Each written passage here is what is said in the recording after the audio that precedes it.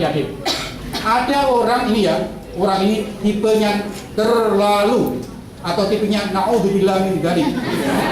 Nggak punya kemampuan, nggak punya kemauan, nggak punya kesempatan.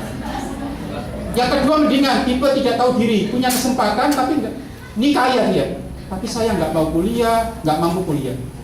Ini namanya tipe tidak tahu diri. Tipe ketiga kurang tahu diri, punya kemauan tapi tidak punya kemampuan dan kesempatan. Tipe berikutnya belum tahu diri. Ini teori dari mana? Saya bikin sendiri. Yang keempat ini adalah orang punya belum tahu diri, yaitu apa? Orang punya kemampuan tapi sayang nggak punya kemauan, nggak punya kesempatan. Nah ini sudah mendingan yang 5 ini. Punya kemauan, punya kesempatan, mending tahu diri. Ini punya kemampuan, punya kesempatan, lumayan tahu diri. Ini punya kemampuan, kemauan, walaupun tidak punya kesempatan, tipe tidak daripada tidak tahu diri. Nah yang tipe yang bagus adalah punya kemauan dan kesempatan. Ya alhamdulillah. Adgan syakuro ya. Tadi kan sudah saya katakan, kita sudah banyak dikasih Allah suatu anugerah yang luar biasa, tapi tidak pernah kita gunakan. Nah ini adgan syakuro ini adalah orang yang kita ketiga ini. Oke, coba Anda perhatikan ini. Ini surat Al-Kahfi ayat 65-70. Ketika Musa berkumpul sama kaumnya, ditanya Musa, siapa orang yang paling pintar di antara kita? Musa mengatakan saya. Musa nggak salah, jangankan Musa nabinya. Sekarang orang tercerdas di dunia ini adalah orang-orang dari Bani Israel. Google itu miliknya siapa? Yahudi itu. Wah, orang-orang hebat. Ahli ekonomi, Soros, psikologi, sosiologi, hampir semua orang Yahudi. Orang-orangnya kaumnya jadi pintar, apalagi nabinya. Maka nggak salah Nabi Musa mengatakan saya. Tapi kemudian ditegur oleh Allah, bukan kamu yang pintar. Siapa Tuhan? Cari. Lalu ketemulah Nabi Khidir. Ketika ketemu Nabi Khidir, ada kata-kata yang luar biasa. Coba. Qala innaka lantas tastati ma'iya sabra. Kamu tidak akan sabar kalau bersama. Apa sabar itu? Kecerdasan emosional. Apa itu? Melibatkan ketabahan. Gara-gara itu kemudian apa? Nabi Khidir tahu apa yang belum terjadi. Itulah yang disebut dengan quantum learning. Jangankan dipelajari, belum dipelajari sudah tahu. Ada 3 kejadian yang itu kan. Kata kuncinya apa? Sabar. Bahkan ada juga ya, bahwa jatuh abdan min ibadina atainahu rahmatan. Nah, rahmah berarti ini doa. Dengan doa itu mudah-mudahan Allah memberikan rahmat pada kita, disertai dengan hati kita, jiwa kita yang sabar. Maka milladuna, kita akan dapat ilmu laduni. Gabungan antara 2 hal ini. Tadi kita ya Allah ya Fatah ya Alim, ditambah ini sabar. Dikasih Pak Angka, saya ini kan sudah kuliah luar biasa Pak Angka, kok masih dikasih C aja Pak Angka, sabar. Gitu kan. Pak Angka, bukannya Pak Angka yang ngasih saya tugas, banyak ngasih tugas, sabar dikerjakan. Saya cerita adik-adik, karena saya sudah terbaik dari 1.600, semua nilai saya itu A dan B. IP saya 3,55. Waktu itu luar biasa ya, IP itu sudah tinggi. Tapi ada satu mata kuliah yang nilainya C, yaitu psikologi perkembangan. Nilai C. Lalu apa? Saya ulang dengan dosen yang berbeda, dengan harapan nilainya B atau A gitu ya. Masa ada C-nya? Setelah saya perbaiki, ternyata masih dapat C lagi. Dulu kalau kita dapat C, wah kalau lihat dosennya itu lari, kita malu gitu. Sekarang kan tidak protes. Pak, kenapa saya kok dapat C? Karena kalau saya marah, kamu lebih pintar gitu kan. Dulu malu saya ketemu. Tapi apa yang terjadi adik-adik? Begitu saya lulus, ternyata apa? Itulah skenario Allah itu. Saya pertama kali diminta untuk jadi dosen di IAIN Malang, itu adalah psikologi perkembangan. Satu-satunya yang dapat nilai C. Kira-kira Tuhan itu pesan pada saya ini, banyak yang belajar tentang psikologi perkembangan. Dengan kamu dapat C itu, kamu tidak akan tidak gampang untuk senang gitu ya, untuk puas gitu. Biarlah kamu belajar lagi dengan dosen yang berbeda. Karena apa? Kamu nanti akan jadi dosen mata kuliah psikologi perkembangan. Kebaikan dari dosen itu pakai, kejelekan hilangkan. Seperti itu. Itu kalau kendali diri kita nggak kuat, itu kan bisa gimana salah saya, kira-kira gitu kan? Tapi tidak. Ternyata sesuatu itu Allah SWT. Bahkan nanti kalau bisa mau saya kapan-kapan ya, bukan quantum learning Pak, quantum jodoh. Quantum jodoh bisa itu. Oke, tapi teruskan aja. Nah, yang terakhir ini pengertian quantum learning apa? Seperangkat metode dan falsafah dalam belajar yang efektif melalui interaksi-interaksi yang mengubah energi menjadi cahaya. Apa artinya itu? Potensi cahaya kita tuangkan. Kenapa? Rumus kuantum adalah energi kali kecepatan cahaya kuadrat. Tadi itu. Apalagi kita punya roh itu citranya cahaya mati. Oke. Allah adalah cahaya dari segala cahaya. Nurun ala nur. Cahaya Allah dapat bertemu dengan cahaya roh manusia. Cahaya Allah dapat mengemanasi atau al-faid atau mengiluminasi al-isrofiyah pada roh manusia yang suci. Tugas manusia bagaimana ia mampu menyerap cahaya itu melalui energi yang dimiliki. Coba adik-adik perhatikan ini. Ini tubuh kita, jiwa kita. Kalau tubuh kita, jiwa kita itu kotor, maka cahaya Allah tidak akan tembus. Nah ini, tembus gak ini? Tembus ini ya, tembus. Tapi kalau ini kotor, di sini misalnya, taruhlah ini, tembus nggak? Maka upaya kita bagaimana kita membersihkan diri kita dengan tazkiyatun nafs. Supaya apa? Jangankan kita belajar, nggak belajar sudah dikasih oleh Allah dengan ilmu laduni itu. Oke, kita teruskan. Syakautu ilah. Nah, ini Pak Hamka sudah tahu ya. Saya sempat ziarah ke makam Imam Syafi'i. Nggak jauh dari situ kan ada pakai itu ya gurunya. Konon Imam Syafi'i yang hafal Quran ketika menjelang usia 7 tahun, hafal hadis muwatta usia 9 tahun, tapi kemudian hafalannya agak sedikit hilang.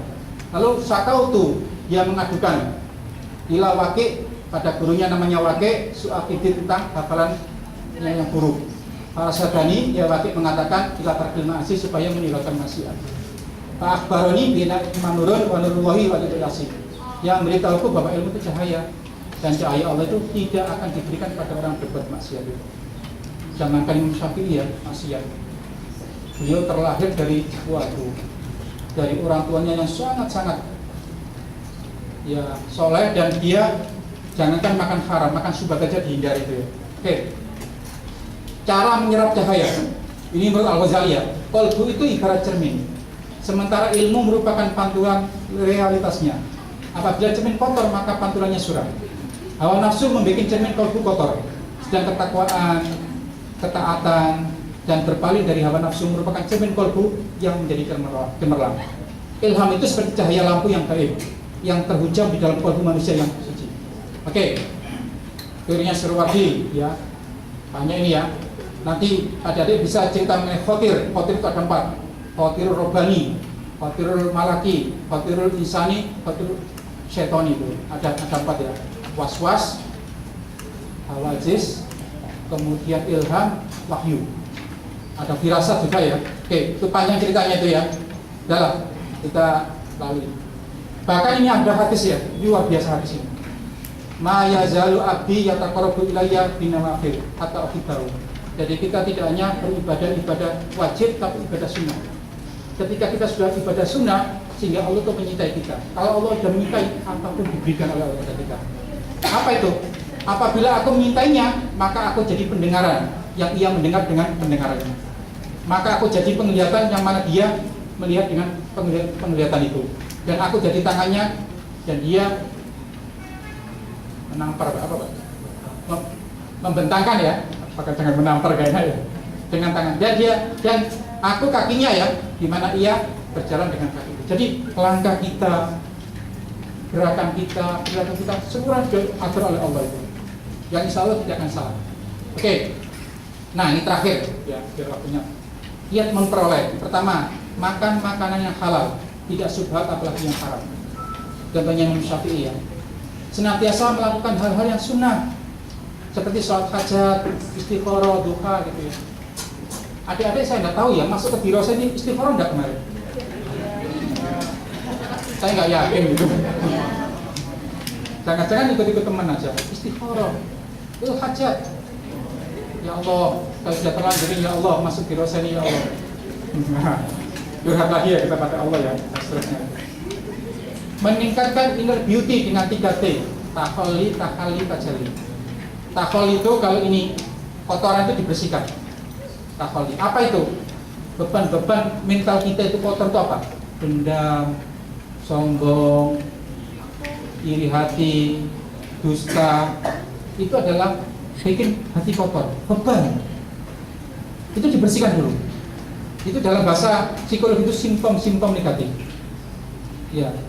Innal abda idza akhta'a khati'atan nukitat fi qalbi nutfatun saudara. Apabila kita satu kali melakukan satu kesalahan, ada titik hitam masuk. Kalau titik hitam itu tidak kita bersihkan, waduh. Saya mau cerita ini panjang tapi terlalu waktunya nih ya. Bagaimana sih psikoanalisis kejiwaan kita itu kayak apa itu? Oke. Lalu tahalli, setelah kotor bersih, dibersihkan. Lalu tajalli baru tampak. Kemudian toharo. Saya sarankan adik-adik sebelum berangkat wudu dulu. Wudu. Jangan sampai tidak wudu. Makanya benar ya kitab Ta'limul Muta'allim itu ya. Belajar itu sebaiknya menghadap kiblat. Kemudian suci. Itu ada tabiat wujud. Ada efek display pada diri kita. Bukan hanya fisik tapi non fisik. Akan memancar. Coba ini adik-adik lihat ini. Ini adalah reaksi dari apa namanya? Dari perilaku kita, reaksi air pada perilaku kita. Konon orang Jepang itu melakukan penelitian, air dituangkan dengan sembarangan, setelah masuk di gelas diminum sembarangan, terus sisanya ditulis bego lo gitu ya, atau kamu bodoh. Sisanya dimasukkan dalam kulkas. Lalu yang lain dipegang dengan pelan-pelan, dituangkan dengan pelan-pelan. Sebelum diminum dipuja-puja dulu. Kalau kamu saya minum, pasti kamu memberikan aku kesegaran. Kalau diminum, alhamdulillah, gitu ya. Kamu telah memberikan aku kesegaran. Terima kasih ya. Selebihnya kemudian dimasukkan di kulkas dengan ucapan terima kasih. Ternyata setelah beku kemudian diteliti, seperti ini strukturnya. Ini yang dengan ucapan terima kasih, ini yang tidak. Makanya saya sarankan adik-adik wudu sebelum itu. Saya yakin wudu itu berkahnya luar biasa. Syai'un maknawiyun, sesuatu yang tidak material, bukan materialnya ya, tapi maknanya ya. Kalau berkah itu gini, lampu ini hidup, lampu ini hidup. Berapapun ya orang di sini, kalau masih apa namanya, Rifki itu baca terangnya seperti ini. Atau orang ini keluar semua, terangnya juga seperti ini. Inilah namanya lampu berkah. Lalu kemudian ditambahkan mepet-mepet banyak, tetap lampu ini terangnya seperti ini. Jadi kalau kita berkah itu seperti itu, kemampuan kita sudah terukur ya seperti itu. Tapi kalau berkah gampang nanti menyerapnya itu. Oke, berikutnya toharo ya, toharo tidak hanya lahir tapi juga batin. Kemudian dzikir dan wirid. Dzikir dan wirid itu. Nah, ini panjang ya. Ini ada fikir syahr untuk memperoleh kesadaran. Kalau orang ngantuan itu nggak dobit. Orang kalau nggak dobit itu riwayatnya nggak sah itu kan. Maksudnya sadar. Jangan gampang ngantuan, jangan gampang apa gitu ya. Makanya ulama-ulama dulu itu kan nggak tidur kalau tidak ngantuk, nggak makan kalau tidak lapar gitu. Kita terbalik ya. Makan sebelum kita terus terusnya lah. Lapar. Saum puasa. Sumtun ya diam dengan meditasi. Meditasi kita kan awafil tadi kan, sholat sunnah dan seterusnya itu. Khidmat melayani, berdoa untuk sukses belajar itu. Ini sebetulnya bisa dioperasionalkan secara utuh tapi panjang sekali. Tapi kira-kira saya yakin adik-adik sudah bisa menerjemahkan lah, biar memperoleh quantum learning ala Islam itu. Saya kira itu. Terima kasih. Wassalamualaikum warahmatullahi wabarakatuh.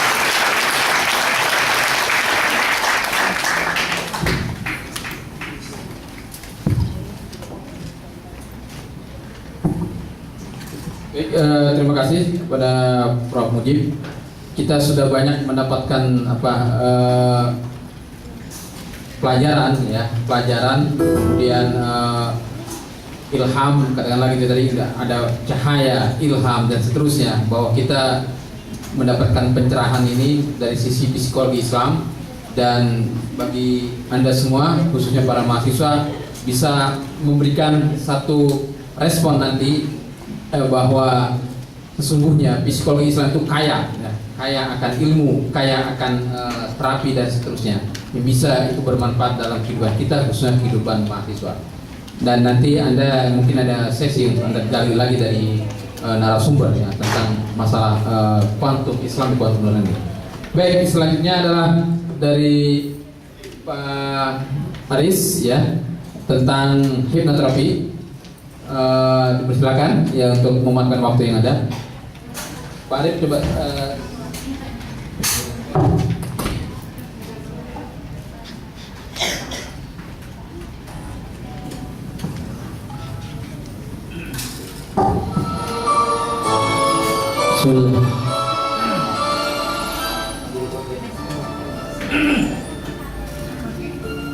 Bismillah. Semoga yang menjawab salam saya integritasnya di atas 3,5. Yang menjawab salam saya mendapatkan kehidupan bahagia, sukses dan mulia.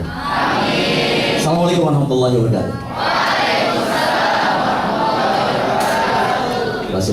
Terima kasih semuanya. Profesor, saya langsung praktek. Kalau tadi adalah dari profesor bagaimana teori yang bisa membuat Anda paham tentang asal, usul, dan bagaimana mempraktekkan ke depan. Saya sekarang langsung praktek, perhatikan baik-baik. Perhatikan tangan kanan saya. Ini kita fokus langsung praktek aplikasinya. Apa yang dikatakan oleh profesor tadi. Perhatikan tangan kanan saya. Sudah? Jawab dengan cepat. Berapa banyak jari di tangan kanan saya? 5. Jari tangan kanan saya adalah 5, bukan 1. Perhatikan baik-baik. Konsentrasi. Ini rumus-rumus ini adalah rumus-rumus yang bisa Anda praktekkan dalam keseharian. Materi ini tentang bagaimana autosugesti, bagaimana terapi.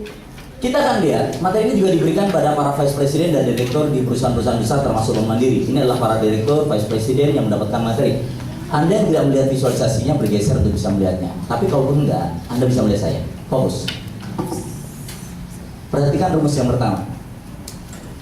Anda hari ini lebih bisa mempengaruhi diri Anda dan orang lain bukan dengan berapa banyak yang Anda miliki, tapi Anda bisa mempengaruhi orang lain dari apa yang Anda lakukan, apa yang Anda kerjakan, apa yang Anda kontribusikan. Perhatikan baik-baik.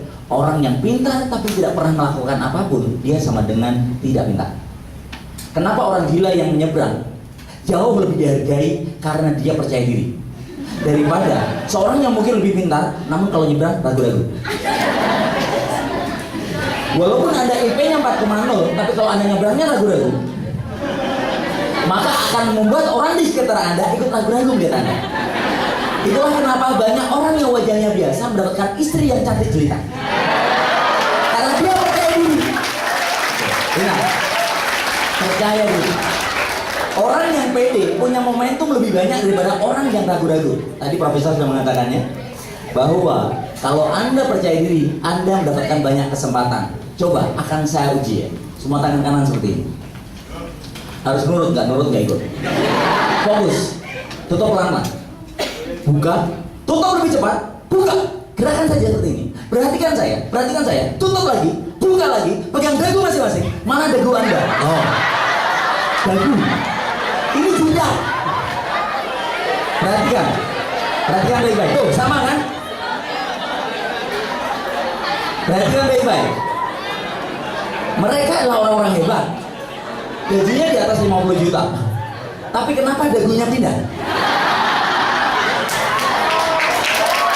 Perhatikan baik-baik. Ini penting. Jadi suatu hari saya mau wawancara orang-orang untuk kerja di perusahaan kami. Saya bertanya, pertanyaan yang jarang bisa dijawab dengan sempurna adalah berapa gaji yang kau inginkan? Berapa gaji yang kau inginkan? Berapa gaji yang engkau harapkan? Sebagian besar bilang terserah bagaimana baiknya Bapak saja. Ya udah, nggak usah saya gaji. Anda harus berani. Kalau perlu Anda berbicara seperti ini. Untuk awal saya siap dengan 7,5 juta Pak. Atau kalau 3 bulan tidak ada perubahan di perusahaan ini, saya siap untuk keluar. Itu pede namanya. Lebih baik dikasih kesempatan 3 bulan dan keluar daripada nggak dikasih sama sekali. Artinya adalah tunjukkan bahwa ketika Anda melakukan sesuatu itu pede, percaya diri. Dan sekarang bagaimana percaya diri itu? saya akan cek. Jawab dengan satu kata. Jawab dengan satu kata, bukan satu kata bukan. Jawab. Bendanya pipi warnanya putih, kalau hari Jumat boleh dipotong nempel di ujung jari. Disebut? Saya ulangi lagi. Pede aja, salah itu nggak apa-apa. Anda punya kesempatan untuk salah sekarang. Bisa dievaluasi. Bendanya pipi putih, nempel di ujung jari, kalau hari Jumat boleh dipotong. Disebut? Nah, semangat gitu. Anaknya anak kita disebut? Nah, saya ulangi lagi. Benda pipi putih nempel di jari, kalau panjang boleh dipotong. Disebut? Anaknya anak kita disebut? Sapi minum? Bagus, air bukan susu ya. Sekarang perhatikan baik-baik tangan saya. Perhatikan baik-baik tangan saya. Tangan kanan seperti ini. Tangan kiri seperti ini. Oke, letakkan tangan kiri Anda di atas telapak tangan kanan teman Anda. Yang putra sama pria, yang wanita sama perempuan. Oke? Bagus. Nah, jadi begini. Oke, lanjut Pak. Ikut. Nah, semuanya ikut sini. Perhatikan baik-baik. Oke, fokus. Sudah seperti itu ya. Nah. Jadi sudah ya? Kata kuncinya apel. Kalau ada kata apel, tangkap tangan teman Anda, tapi tangan Anda tidak boleh tertangkap gitu. Nah, jadi ada yang satu aman, yang satu nangkap. Fokus. Kata kuncinya kata. Mau latihan dulu atau langsung? Oke, latihan dulu ya. 1, 2, 3. Belum ada kata apel. Fokus. Konsentrasi. Sudah. Saya akan mulai.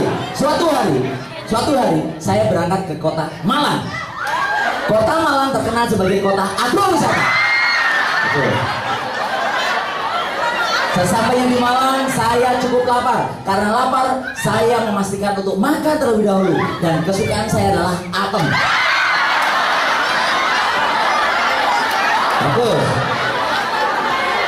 Setelah saya makan, maka saya dijemput teman saya namanya April, dan samping kanan kiri ternyata banyak sekali buah bergelantungan. Itu adalah buah khas yang dinamakan alpukat. Di sampingnya ada kantor polisi. Kantor polisi ini banyak sekali upacara. Itulah yang dinamakan apel pagi. Di sampingnya ada penjual jus, diantaranya jus apel. Oke ya. Terima kasih, tepuk tangan untuk semuanya. Kita masuk materi kita. Terima kasih Profesor, terima kasih semuanya. Pahamkah ini? Di dalam diri Anda ada pikiran sadar dan pikiran bawah sadar. Pikiran sadar Anda hanya 12% dan bawah sadar 88%. Saya ingin tunjukkan kepada Anda bahwa kalau Anda ingin mempengaruhi diri Anda, maka pertama kali yang Anda lakukan adalah Anda harus menerima diri Anda terlebih dahulu. Terima diri Anda, dan yang terpenting adalah tunjukkan pada orang di sekitar Anda bahwa Anda bermakna, Anda bernilai. Karena rumus sebuah sugesti, sebelum kita masuk ke autosugesti, hipnoterapi, kita akan coba lihat di dalam diri Anda ada sebuah pintu yang dinamakan pintu mengizinkan atau pintu tidak mengizinkan. Dan banyak orang yang hidupnya gagal gara-gara dia salah menggunakan pintu ini. Contohnya, ada orang berkata kepada Anda, monyet lu, kasar kan? Maka kita harus mengaktifkan pintu tidak mengizinkan. Dia salah lihat, saya maafkan dia. Selesai. Itu pintu tidak mengizinkan. Langsung on off-nya harus jelas. Jadi ketika ada orang mempengaruhi Anda, mana yang Anda aktifkan? Itu penting. Jadi kalau ada Anda datang, orang bilang kamu pucat banget, kamu sakit apa? Padahal Anda sehat. Anda bilang dia salah lihat, saya maafkan dia. Tapi kalau Anda ikuti dia, kamu juga pucat banget. Tahu nggak, kemarin tetangga saya pucat mati. Oke, perhatikan baik-baik. Ketahuilah bahwa ini penting untuk pembelajaran Anda. Anda mendapatkan pekerjaan setelah dari Dirusat Islamia ini, setelah Anda lulus, bukan karena Anda pintar atau cerdas saja, bukan karena ide prestasi saja, walaupun itu adalah kewajiban Anda untuk mendapatkan nilai yang terbaik. Tapi yang perlu Anda tahu adalah seberapa besar Anda mampu membangun jejaring, yaitu sahabat-sahabat dari titik atas, kakak kelas Anda, adik kelas Anda. Intinya adalah semakin besar Anda mampu berkontribusi, semakin besar Anda mampu memberi, maka Anda semakin besar punya pengaruh untuk mempengaruhi orang lain. Jadi seorang anak, 3 orang anak yang pertama menjenguk ayahnya sakit dan hanya berdoa, "Ya Allah, sembuhkan ayahku ya Allah." Ayahnya bilang, "Amin. Buatlah ayahku panjang umur ya Allah. Amin." Itu anak yang pertama. Anak yang kedua sambil bawa makanan kesukaan ayahnya. Jadi anak yang kedua berdoa, "Ya Allah, sembuhkan ayahku. Amin. Berikan usia panjang ayahku. Amin." Kemudian setelah itu, "Ayah, ini makanan kesukaan ayah. Mudah-mudahan jemput saya ya." Anak yang ketiga, dia datang, "Ya Allah, sembuhkan ayahku ya Allah. Amin. Panjangkan umur ayahku ya Allah. Amin." Setelah selesai, dia bilang, "Ayah, urusan rumah sakit gak usah dipikirkan. Saya yang bayar. Pokoknya ayah yang penting sembuh. Semuanya saya yang bayar." Maka anak yang ketiga inilah yang paling bisa mempengaruhi bagaimana pola pikir ayahnya. Dan ketika anak ketiga ini usul, didengarkan oleh ayahnya. Kenapa? Karena dia berkontribusi lebih besar. Suatu hari ada orang-orang yang di wisuda hafal 30 juz Al-Quran dan saya menjadi motivator di sana. Saya bilang kepada mereka, "Wahai para hufaz, para hafiz, dengarkan baik-baik. Anda hari ini dititipkan Al-Quran di dalam diri Anda. Tapi Anda harus ingat, Anda tidak akan pernah bisa mampu dan bisa mempengaruhi orang lain selama Anda banyak meminta bantuan, banyak meminta sumbangan, dan banyak membuat orang lain repot dengan kehadiran Anda. Tapi Anda bisa mempengaruhi orang lain ketika Anda banyak memberi. Ingat, walaupun Anda hafal 30 juz, Anda dikalahkan oleh orang yang hafal trikul. Kulhu, kul a'udzubinas, kul a'udzubillah. Ketika orang yang trikul ini membangun panti asuhan, membangun anak yatim piatu menjadi lebih baik, mengorbankan sebagian hartanya untuk kemaslahatan kebahagiaan. Orang yang hafal trikul didengarkan karena dia banyak memberi dan bukan banyak meminta. Tepuk tangan. Tapi yang lebih hebat lagi adalah 30 juz dia apa? Tapi dia banyak memberi. Dan itu yang seharusnya. Perhatikan film ini.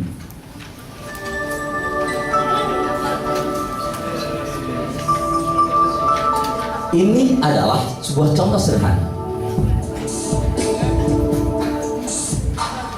Semut-semut ini hari ini masih hidup dikarenakan semut punya sifat yaitu berkontribusi lebih. Kemampuan semut ini untuk berkontribusi bisa diuji secara ilmiah. Kemampuan dia untuk memberi, untuk berbagi. Bahkan ketika terjadi bencana, pertama kali yang diselamatkan oleh semut adalah telur-telurnya. Semut setiap kali menemukan makanan tidak langsung dimakan di tempat, namun dia melaporkan ke titik pusat dan dikirimkan pasukan untuk mengambil makanan itu.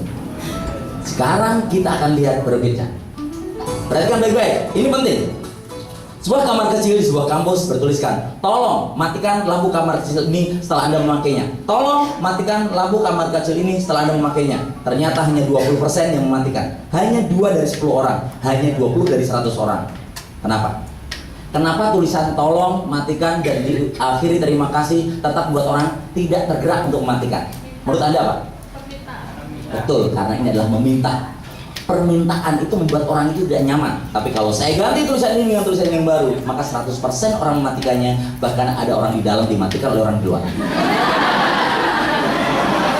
Saya ganti tulisannya dengan "semoga dimatikan lampu kamar kecil ini, mudah rezeki dan panjang umurnya. Terima kasih." Ini kalimat memberi. Itulah kenapa jawaban salam saya tadi lebih banyak dan maksimal 100%. Karena saya memberi kepada Anda sebelum saya meminta. Ingat itu. Coba tadi saya lihat, saya kan semoga yang menjawab salam saya IP-nya di atas 3,5. Amin, senang kan? Saya kasih. Semoga yang menjawab salam saya hidupnya sukses, bahagia, mulia. Amin. Langsung saya salam. Semuanya pasti tergerak langsung memberi. Kenapa? Karena saya memancing dengan manajemen pompa mancat. Pompa mancat itu adalah pancing dengan 1 ember air, maka keluar berember-ember berikutnya. Memberi. Ingat, saya hari ini tidak hanya mengajarkan kepada Anda bagaimana Anda hipnoterapi dalam konsep yang sangat detail, tapi saya ingin menunjukkan aplikasi keseharian. Lihatlah ini. Setiap orang butuh orang lain. Orang lain butuh kita butuh dia. Ingat baik-baik, sinergi itu menciptakan potensi yang besar. Ingat, kenapa banyak orang yang setelah lulus dia susah cari kerja? Karena dia nggak punya teman. Bahkan ketika ada lowongan kerja, pertama kali yang Anda ingat adalah orang yang berkontribusi pada Anda. Makanya ada teman saya, IP-nya itu hampir 4,0. Hari ini di Facebook nggak pernah ada, WhatsApp nggak ada, BBM nggak ada. Kenapa? Karena dia sendiri dalam keramaiannya. Dan orang seperti ini, kalaupun dia menikah, nggak ada yang datang, nggak ada kenangan, nggak ada memori. Hidupnya hanya untuk belajar dan tidak pernah bergaul dengan teman-temannya. Makanya Anda hari ini mumpung di sini, Anda IP harus di atas 3,5. Tapi Anda juga harus mampu berorganisasi plus perbanyak teman dari lintas fakultas. Kalau Anda hanya teman dari fakultas ini saja, dari dirasat ilmiah saja, maka Anda tidak bisa membuat sesuatu yang besar. Ingat, sinergi. Perhatian baik-baik.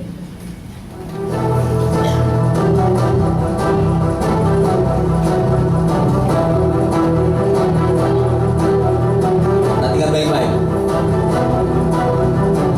Ini adalah sebuah fenomena yang luar biasa.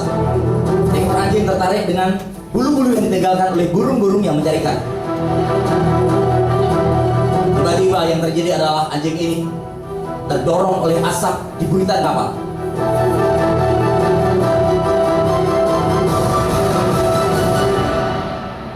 Habis dia secara matematika. Dia binatang darat dan harus ada di laut, sedangkan tidak ada satupun yang menolongnya. Ada ujian berikutnya, ada hiu yang siap untuk menyantapnya. Lihatlah, tapi lihatlah, kenapa anjing tidak menyerah? Harusnya dia langsung aja, percuma. Tapi dia tetap berenang. Ini yang dinamakan membangun derajat pantas. La yukallifullahu nafsan illa wus'aha. Wus'ah, derajat pantas. Dan apa yang Anda lihat di sini? Ketika hiu berusaha untuk menyantapnya, Allah mengirimkan satu titik penyeimbang lain, yaitu lumba-lumba. Perhatikan baik-baik. Apakah lumba-lumba datang karena ada WhatsApp BB dari?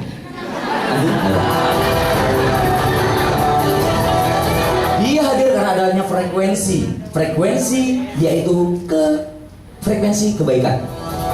Frekuensi adalah sesuatu yang menyebabkan seseorang bertemu dengan orang. Lihat, didorong hiu itu. Dan apa yang dilakukan oleh lumba-lumba tadi? Lumba-lumba tadi menolong anjing ini dan mengantarkannya ke kapal di mana anjing ini berasal.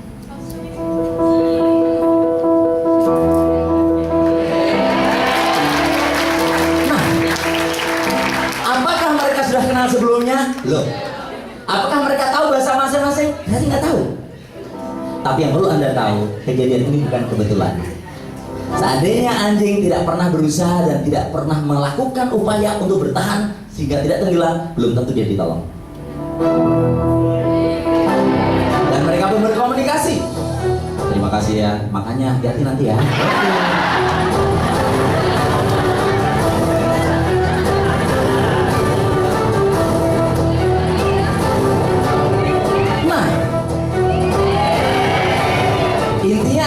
Kehidupan itu indah bukan karena meminta, tapi karena memberi.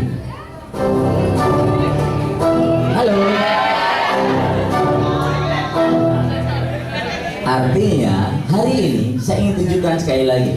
Ada dua tipe mahasiswa. Yang pertama adalah tipe dalam menyelesaikan masalah selalu tegang. Jadi dia itu hidupnya penuh dengan ketegangan. Tipe tegang. Yang kedua tipe tenang. Ini perhatikan baik-baik. Kenapa ada orang tegang, ada orang tenang, dan setiap orang pasti pernah merasakannya. Cuma dominasinya di mana? Perhatikan baik-baik. Rumus fisika: P pressure, F force, A area. Jadi rumus fisika adalah orang yang banyak tekanan hidup itu sama dengan F per A, gaya per area. Area adalah kapasitas. Jadi orang-orang yang tegang, orang-orang yang stres, orang-orang yang tidak bisa menyelesaikan masalah itu biasanya F-nya terlalu besar, F itu force, A-nya kecil, jadi terlalu banyak gaya. Orang yang terlalu banyak gaya dibanding dengan kapasitasnya pasti stres. Belum bisa beli apa dia pasti stres. Pajaknya aja gede. Jadi kalau Anda terlalu banyak gaya tapi kapasitas Anda tidak ditambah, maka pasti stres. Saya kasih contoh. Ini luar biasa. Alatnya mahal, tapi dia tidak mampu menguasainya. Tidak mampu menguasai bagaimana alat ini. Lihat. Terlalu banyak gaya, tidak punya kemampuan. Ya, visualisasi. Nah, lanjut. Contoh lagi. Mungkin dia keilmuannya bagus. Namun satu hal, ular ini masalah bagi dia.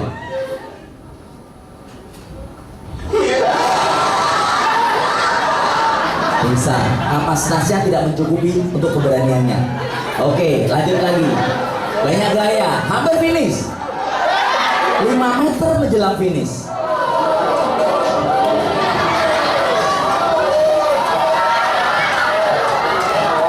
gagal.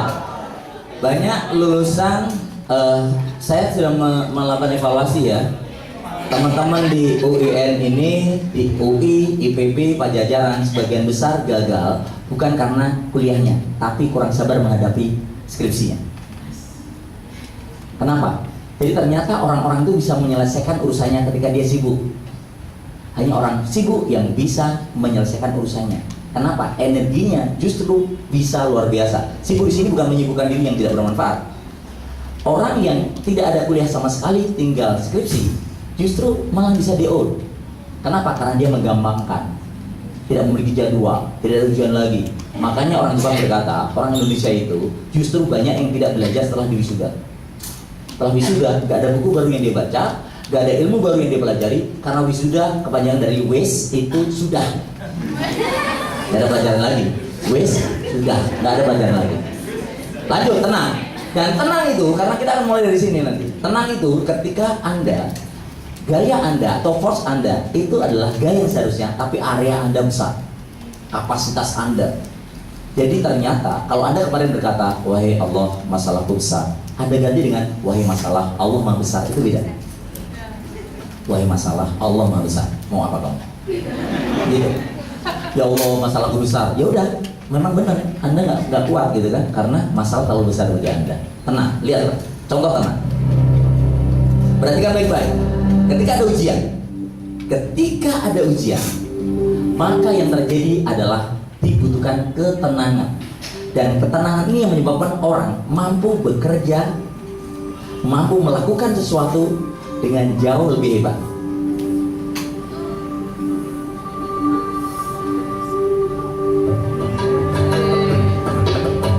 Tenang, tegang adalah sesuatu yang sering terjadi pada diri kita bergantian.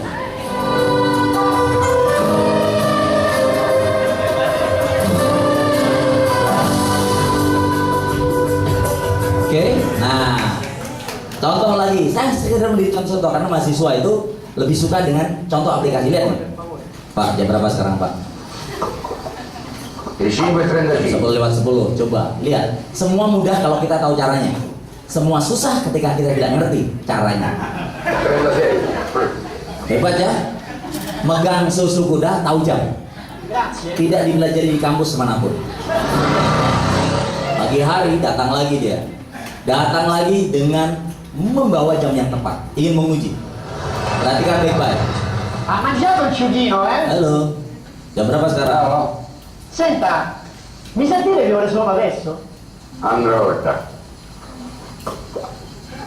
le 7:15. 7.15. Ma sono le 7:15 spacchiate. Kok bisa? Ma lei come fa a leggere l'ora nelle palle del ciudino, scusa? No, io le alzo. Sotto c'è il campanile. Ingat, selama Anda tahu caranya, maka mudah bagi Anda. Ada jam di balik susu kuda.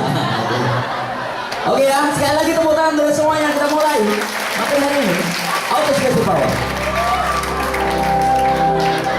Saya ingin agar Anda keluar dari sini mengerti bahwa yang membedakan Anda hari ini dan orang lain itu adalah tujuan. Jadi kalau Anda masuk ke sini, ke Dirosat Islamiyah ini Anda tidak bangga, maka Anda tidak akan pernah mampu membuat orang lain bangga bersama dengan Anda. Bagaimana caranya bangga? Buatlah tujuan-tujuan. Karena kalau Anda tidak punya tujuan, maka orang lain tidak bisa bersinergi dengan Anda. Anda naik taksi, ditanya sama supir taksi, mau kemana, Mas? Terserah, bagaimana Bapak saja. Nggak bisa. Harus punya tujuan. Tanpa gawang sepak bola itu nggak enak. Jadi tujuan itu penting, bukan hanya sekedar kecepatan, bukan sekedar semangat, bukan sekedar motivasi, tapi harus punya tujuan. Harus punya tujuan. Profesor Abdul Mujib tadi, karena dia punya target-target dan tujuan dan punya paradigma yang dipraktekkan dan dibuktikannya. Jadi prinsipnya adalah ketika Anda tidak punya perencanaan, Anda pasti menjalankan rencana orang lain. Kalau Anda tidak punya impian, Anda pasti menerjemahkan impian orang lain. Tapi ketika Anda punya impian, Anda punya tujuan, maka Anda akan bertemu dengan orang-orang yang akan melengkapi kekurangan Anda untuk mencapai tujuan itu. Artinya apa? Hari ini, perhatikan baik-baik. Anda tidak bisa lebih di semua bidang. Namun Anda punya kemampuan di satu titik yang terbaik. sehingga Anda bisa berkontribusi untuk kelemahan orang lain yang membutuhkan Anda. Artinya adalah di dalam pikiran Anda, saya kasih sebuah mindset sekarang ini, kita dilahirkan bukan untuk mengerjakan semuanya, tapi kita dilahirkan untuk melakukan sesuatu, dan sesuatu itulah perfect Anda, passion Anda, atau expert Anda. Artinya Anda tidaklah hebat di semuanya, namun Anda hebat di sesuatu, dan sesuatu ini harus Anda gali mulai hari ini. Tujuan itu penting. Tepuk tangan dari semuanya. Itulah masa tujuan. Perhatikan baik-baik. Kalau Anda melihat sebuah simulasi seperti ini, sebelum saya melakukan simulasi tentang sugesti, Anda perhatikan baik-baik. Barang-barang ini bukanlah barang-barang yang berjalan dengan sendirinya. Semuanya disusun atas susunan yang tegas dan jelas. Ini adalah sebuah konsep perencanaan. Bagaimana Anda mendapatkan karir yang baik? Siapa yang ingin Anda temui? Acara apa yang harus Anda ikuti? Buku apa yang harus Anda baca? Peristiwa apa yang harus Anda ikuti, Anda lalui? Ini adalah sebuah konsep. Ketika salah satu diam, maka berikutnya akan diam. Itulah kenapa kehadiran Anda hari ini harus menjadi bagian dari kehadiran kebangkitan Indonesia, kebangkitan negeri ini. Karena fakultas Anda adalah salah satu fakultas yang seharusnya mampu memberikan wacana yang hebat untuk negeri ini. Lihatlah baik-baik. Ini adalah onderdil mobil yang disusun dengan cara yang cerdas, sehingga setiap titik menghantarkan titik berikutnya menuju ke titik berikutnya. Jadi kesimpulannya adalah, ketika Anda meremehkan satu titik, bisa jadi Anda tidak bertemu dengan titik-titik berikutnya.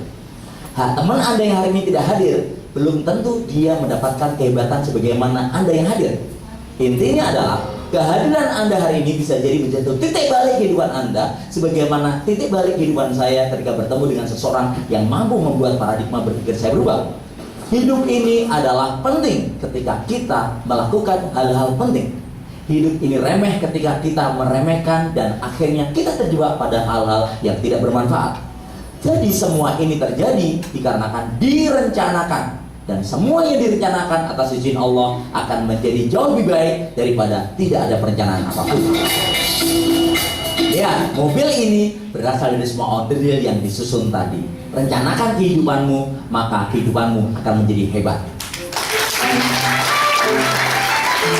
Perhatikan, saya bertemu tahun 2008 dengan seorang anak bernama Danang, orang kampung, anak seorang yang menengah ke bawahnya lagi. Danang ini bertemu dengan saya, dan dia bertanya kepada saya, apa yang harus saya lakukan Pak Aris agar saya menjadi orang yang bermanfaat? Saya bilang kepada dia, ketika dikumpulkan di Masjid Al-Hurriyah IPB Bogor, maka ratusan mahasiswa datang, tapi dia yang fokus dan bertanya kepada saya. Saya berkata, bermimpilah yang besar, tulis 100 impianmu, tempelkan di depan meja belajarmu, hayati dan yakini seolah itu terasa terjadi, dan lakukan sepenuh hati. Suatu hari kamu akan mencoret satu persatu karena kamu telah mencapainya. Dan itu yang dia lakukan, menulis dia impiannya, ditulis impian itu, ditempelkan di depan meja belajarnya, dan semua teman berkata lebay. Tapi lihat apa yang terjadi. 3 tahun kemudian dia membuktikannya. Dia menjadi yang terbaik di IPB Bogor. Dia dikirimkan menjadi yang terbaik, mahasiswa terbaik nasional, dan inilah film-filmnya. Kenapa dia mempersiapkan 3 tahun sedangkan temannya 3 bulan? Itu bedanya. Danang Ambar Prabowo, seorang anak yang harus membeli nasi pagi hari untuk makan 3 kali. Lihatlah, dia ikut MTQ padahal awalnya tidak bisa membaca Al-Quran, dan ikut Pekan Ilmiah Mahasiswa Nasional 3 kali dan menjadi ketua delegasi di sana. Kenapa itu terjadi? Karena dia mau, bukan sekedar ikut-ikutan. Akhirnya, salah satu impiannya adalah ingin melihat kekuasaan Allah di bawah laut, dan dia pun mendapatkan sertifikat internasional penyelam dunia karena dia menginginkannya, dan dia bertemu dengan orang yang tepat. Itulah bedanya orang yang mau dan orang yang ikut-ikutan. Kemudian impian ke-83 dia adalah ingin kuliah ke luar negeri dengan beasiswa, dan dia membuat sebuah lamaran yang banyak untuk dapat itu. Akhirnya Allah mewujudkannya. Dia mendapatkan kesempatan belajar ke Jepang. Inilah sebuah impian yang menjadi kenyataan. Satu persatu dicoret impian. Ketika di Jepang, dia kirim email kepada saya, Paris, terima kasih, saya sudah dari Jepang. Di sini ada gunung yang tertinggi, yaitu Gunung Fujiyama. Mampukah saya menaikinya? Saya kirim email kepada dia.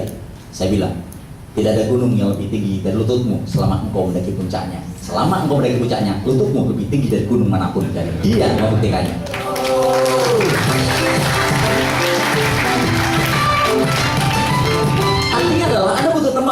Anda butuh coach, Anda butuh teman, butuh guru, butuh murad.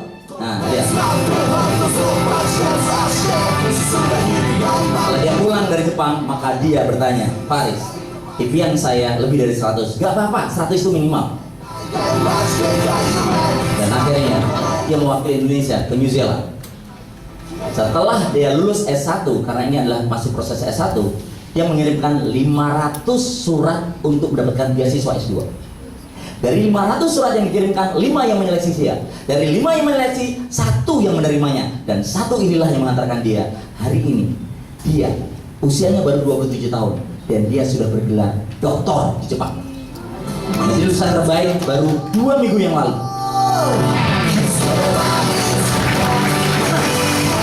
Semua itu terjadi bukan karena dia anak orang hebat, tapi karena otak dia adalah hebat, sebagaimana dijelaskan oleh profesor tadi. Dan dia menyadari bahwa putuskan garis kemiskinan keluarga Anda, sehingga mulai dari Anda tidak ada lagi miskin keluarga Anda. Jadilah orang yang kaya raya, karena orang yang kaya raya akan banyak zakatnya. Ketika Anda banyak zakatnya, maka wanita mana yang akan menolak Anda? Ingat, banyak zakat korelasi adalah banyak harta. Orang banyak harta belum tentu banyak zakatnya. Jadi sekali lagi, Rasulullah menikahi Sayyidina Khadijah. Sayyidina Khadijah itu ada yang berkata 200 ekor unta, ada yang berkata 100 ekor unta. Yang jelas kalaupun 100 ekor unta kali hari ini harga unta itu 30 juta, berarti 3 miliar. Pas kawinnya besar kan? Itu usia beliau 25 tahun. Sekarang perhatikan baik-baik. Anda harus kreatif. Otak kanan Anda harus dipakai. Coba lihat ya, suatu hari saya bertemu dengan anak-anak SMA mengisi sebuah training. Anak SMA itu luar biasa, kalau training ramainya luar biasa. Kemudian saya bernyanyi seperti ini. Bila hatimu tambah bersih, pikiranmu pun tambah jernih, semangat hidup kan gigih, prestasi mudah diraih. Namun bila hatimu busuk, pikiran jahat pun merasuk, akhlakmu kian terpuruk, menjadi makhluk yang terkutuk. Itu adalah kombinasi dari 2 lagu yang berbeda. Yang pertama adalah lagunya Samson, dan yang kedua adalah lagunya Agim. Lagu ulang Samson adalah bila yang tertulis untukmu adalah yang terbaik untukku. Kombinasi dengan lagu Agim, jagalah hati, jangan kau kotori, jagalah hati, bila hati yang bersih, pikiran pun akan jernih. Kombinasi itu otak kanan pakainya. Otak kanan adalah otak kreativitas, sebagaimana Seishiro Honda menemukan Honda gara-gara menggabungkan sepeda dan motor menjadi satu sepeda motor merek Honda. Itu aja. Jadi dia tidak pernah menemukan motor, tidak pernah menemukan Honda. Bahkan keluarga Sosro kaya raya gara-gara menggabungkan teh yang tidak pernah bertemu dengan botol jadi teh botol Sosro. Itu aja. Otak kanan. Aqua itu menjual air. Dulu diejek sama orang, mana ada orang Indonesia mau beli air, nggak ada rasanya. Bisa bawa dari rumah, tapi dia bilang suatu hari nanti 5 meter Anda ke depan, 5 meter ke belakang, 5 meter ke samping, kalau tidak ada penjual Aqua, berarti kami gagal. Dan sekarang sudah terbukti, tukang becak minumnya Aqua. Aneh kan? Karena memanfaatkan orang Indonesia itu nggak mau repot. Nggak mau repot, ini jangan ada. Kelihatannya kecil, titik kali yang besar. Masa jualan air? Orang Cidahu aja yang punya air ini nggak pernah jualan. Lihat. Sekarang perhatikan ini. Anda perhatikan ini dulu ya. Anda perhatikan. Pertinya ini. Nah, kata Tugol. Ketika ada tangga manual dan ada eskalator, bagaimana caranya agar orang mau melewati tangga manual dan meninggalkan eskalator? Matikan eskalatornya, betul? Turunkan eskalatornya ke bawah sehingga nggak sampai-sampai, betul? Tulis eskalatornya rusak, oke? Kasih strum eskalatornya. Itu adalah jawaban orang biasa, tidak kreatif. Orang yang kreatif adalah orang yang berpikir bagaimana sesuatu menjadi berubah, menarik dan menyenangkan. Kalau Anda jawabannya matikan eskalatornya, bagaimana caranya agar UIN khususnya di Rusak Islamnya banyak pendaftarnya? Gampang, tutup dan bakar semua fakultas yang lain. Pasti nggak ada pilihan. Ya, kalau cara seperti itu bukan cara yang cerdas. tidak pakai otak. Cara yang cerdas adalah buatlah tangga manualnya menjadi lebih menarik dan lebih menyenangkan. Lebih menarik dan menyenangkan, itu perubahan. Konsep hipnoterapi hari ini bukan konsep bagaimana membuat tidur sebagaimana oyakuya, tapi bagaimana pola pikir Anda berubah. Nanti akan saya buktikan ya. Coba perhatikan baik-baik, ketika semua orang memilih eskalator, wajar karena tidak perlu energi dan tenaga ekstra. Tapi akhirnya orang-orang yang cerdas, benar otak